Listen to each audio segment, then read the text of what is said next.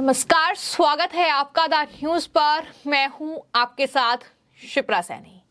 RBI के पूर्व governor Raghuram Rajan लगातार सरकार के खिलाफ और भारत की अर्थव्यवस्था के खिलाफ बयानबाजी कर रहे हैं। हर भारतीय का सपना है कि उसका देश सुपर पावर बने, लेकिन वहीं रघुराम राजन का इस पर चौंकाने वाला बयान सामने आया है। रघुराम राजन ने कहा है कि हम सुपर पावर आखिर क्यों बनना चाहते हैं, उससे हमारा क्या होगा, हम क्या करेंगे। रघुराम राजन ने जवाब देते हुए यह भी कहा कि और देशों को मारेंगे और इंसल्ट करेंगे। ये बयान जो है रघुराम राजन का, ये बेहद चौंकाने वाला बयान है, क्योंकि लगातार ये कहा जा रहा है कि भारत जिस तेजी के साथ ग्रोथ कर रहा है, भारत की अर्थव्यवस्था जिस तेजी के साथ मजबूत हो रही है, एक दिन वो भी आएगा जब हम सुपर पावर बनेंगे। हर भारतीय का सपना है कि उसका देश सुपर पावर की कैटेगरी में आए, अमेरिका जैसे देशों के साथ मुकाबला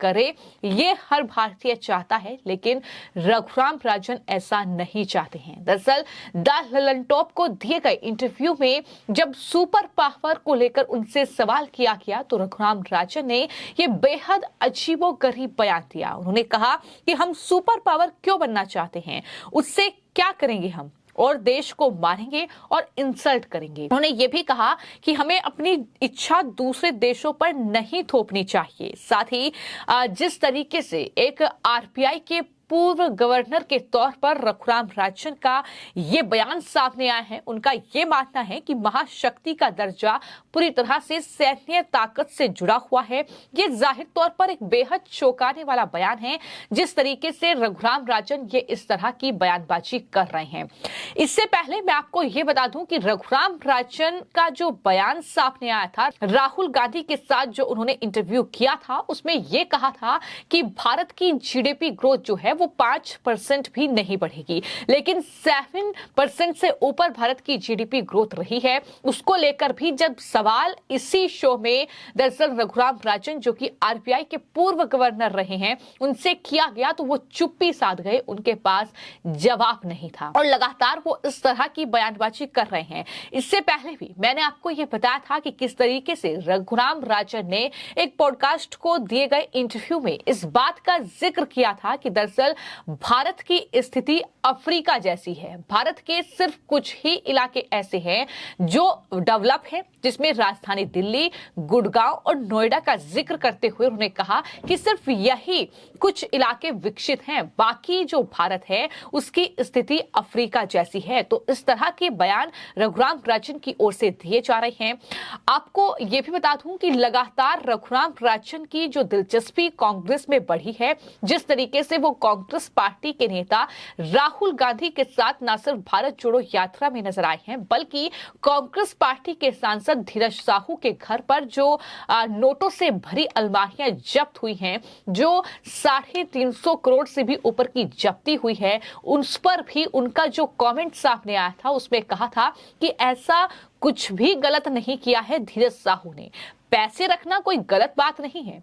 चुनाव कांग्रेस पार्टी कैसे लड़ेगी अगर काला धन नहीं होगा, इस तरीके के बयान रघुराम राजन की ओर से दिए गए हैं। तो जाहिर तौर पर कांग्रेस पार्टी की भाषा आरबीआई के पूर्व गवर्नर बोल रहे हैं, क्योंकि यूपीए के शासनकाल में ही उन्हें आरबीआई का गवर्नर नियुक्त किया गया था। लेकिन बात अगर द ललन-टॉप को दिए गए इंटरव्यू की जाए तो सुपर पावर बनने को लेकर उनका जो ये बयान है, ये जाहिर तौर पर दिखाता है कि किस तरीके से रघुराम राजन भारत के आरबीआई के पूर्व गवर्नर रहे हैं, लेकिन वो भाषा किस तरीके से कुछ कहीं ना कहीं एजेंडाधारियों की बोल रहे हैं, ये साफ तौर पर दिख रहा है। और रघुराम राजन ने यह भी कहा कि हम सुपर पावर क्यों बनना चाहते हैं, हर भारतीय खुश रहे, हम इसलिए सुपर पावर बनना चाहते हैं, हर भारतीय जो है वो गरीब ना हो, हम इसलिए सुपर पावर बनना चाहते हैं। इस तरह की जो बयानबाजी रघुराम राजन कर रहे हैं, जिनके बयानों में ही स्पष्टता नहीं है, तो जाहिर तौर पर लोग सवाल कर रहे हैं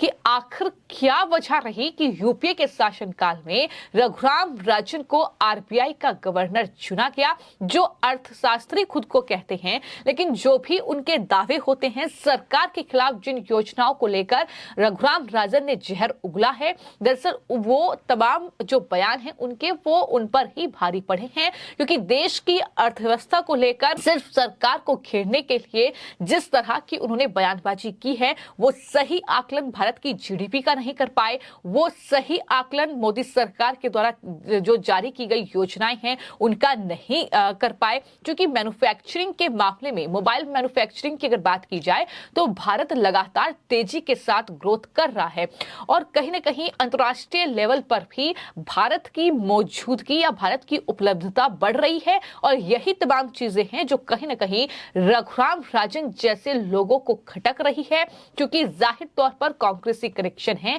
भले ही रघुराम राजन ये एक्सेप्ट ना करते हो, लेकिन दाल हलन टॉप शो में इसी प्रोग्राम में उनसे सवाल ये भी किया गया था दरअसल इंदिरा गांधी को लेकर, कांग्रेस पार्टी को लेकर। तो उन्होंने दरअसल 1984 के जो सिख दंगे हुए उन्हें ये कहकर सही ठहरा दिया कि ये इंदिरा गांधी की उनके जो गार्ड थे उनके द्वारा हत्या के कारण हुआ था। तो यानी वो सिख दंगों को सही ठहरा रहे हैं कि इंदिरा गांधी के गार्ड ने उनकी हत्या की, तो ऐसे में ये सिख दंगे हुए। तो इस तरीके की बातें रघुराम राजन कर रहे हैं और जाहिर तौर पर ये हैरान करने वाला है। कई बार ये भी सवाल उठ चुके हैं कि क्या रघुराम राजन जो है वो अब राजनीति में एंट्री करने जा रहे हैं, क्या वो कांग्रेस पार्टी में जल्द ही शामिल होंगे, इस तरह की बातें भी सामने आ चुकी है। लेकिन देश को लेकर वो जिस तरह की बयानबाजी कर रहे हैं, सिर्फ सरकार का विरोध करने के लिए रघुराम राजन ये कहते हैं कि 2047 तक भारत को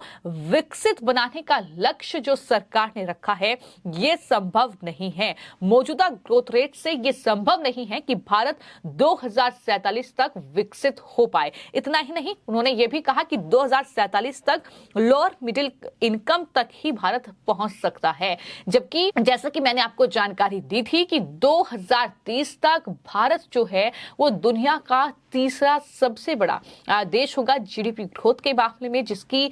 इकोनॉमी सबसे ज्यादा होगी। तो ये साफ तौर पर सर्वे बता चुके हैं और कहीं ना कहीं मोदी सरकार में अगर बात की जाए, प्रधानमंत्री नरेंद्र मोदी के नेतृत्व में देश ने तेजी के साथ विकास किया है, अर्थव्यवस्था भारत की मजबूत हुई है। तो ये तमाम चीजें जो कहीं ना कहीं देखने को मिली हैं, लेकिन किस तरीके से कांग्रेस पार्टी की भाषा जो है वो आरबीआई के पूर्व गवर्नर बोल रहे हैं, इस साफ तौर पर इस शो में देखने को मिला जब उनसे सवाल पूछे गए। हालांकि सवाल उनसे ये भी पूछा गया था कि क्या वो इंडिया अलायंस में जाएंगे, तो इस पर उन्होंने ये कहा था कि दरअसल उनकी वाइफ को पॉलिटिकल चीजों में इंटरेस्ट नहीं है, तो ऐसे में वो पॉलिटिक्स में एंट्री नहीं करने वाले हैं, ये उनका जवाब था। लेकिन कुल मिलाकर जिस तरीके से उन्होंने सुपर पावर भारत बने ये सपना हर भारतीय का है, लेकिन इसको लेकर आरबीआई के पूर्व गवर्नर जिस तरह की बेतुकी बयानबाजी कर रहे हैं, वो ये कह रहे हैं कि हम सुपर पावर क्यों बनना चाहते हैं, उससे क्या करेंगे हम, ये सवाल उनकी तरफ से पूछा जा रहा है और ये कहा जा रहा है कि और देशों को मारेंगे और इंसल्ट करेंगे। यानी भारत का जो कंपेयर है वो कहीं ना कहीं इजराइल और यूक्रेन जैसे देशों से हो रहा है, या फिर रूस और जिस तरीके से यूरोपीय देशों के बीच कहीं ना कहीं संघर्ष है उस तरीके से हो रहा है। तो कहीं ना कहीं इन तमाम चीजों को लेकर जो बयान है रघुराम राजन का वो काफी ज्यादा हैरान करने वाला है और यही वजह है कि रघुराम राजन अपने इन बयानों के चलते ही लोगों के निशाने पर ही हैं और लोग ये कह रहे हैं, ये सलाह रघुराम राजन को दे रहे हैं कि अगर आपको इतने ही पॉलिटिकल बयान देने हैं तो आप कांग्रेस पार्टी को ज्वाइन कर सकते हैं और इस तरीके से भारत की अर्थव्यवस्था को लेकर के बेतुकी बयानबाजी बंद करें। क्योंकि जिस तरीके से भारत की जीडीपी ग्रोथ लगातार बढ़ रही है, जिस तरीके से भारत दुनिया का 5वां सबसे बड़ा देश, जहां पर ब्रिटेन को भी अर्थव्यवस्था के मामले में पीछे छोड़ दिया है, तो ऐसे में आपके बयानों पर कोई भरोसा नहीं करेगा, इस तरीके की बातें भी लोग लिख रहे हैं। तो कुल मिलाकर रघुराम राजन कांग्रेस पार्टी की भाषा बोलकर कहीं ना कहीं आम जनता के निशाने पर हैं। नोटबंदी को लेकर लगातार बयानबाजी कर रहे हैं, तमाम मुद्दों को लेकर लगातार बयानबाजी की है, सरकार के खिलाफ जहर उगला है। तो ये तमाम चीजें लगातार देखने को मिल रही हैं, जिसके चलते कांग्रेस पार्टी और साथ ही जो आरबीआई के पूर्व गवर्नर रहे हैं रघुराम राजन, वो आम जनता के भी निशाने पर आ चुके हैं। फिलहाल आपकी इस पूरे मामले को लेकर क्या राय है, हमें कमेंट बॉक्स में जरूर लिखें और चैनल को सब्सक्राइब करें। धन्यवाद।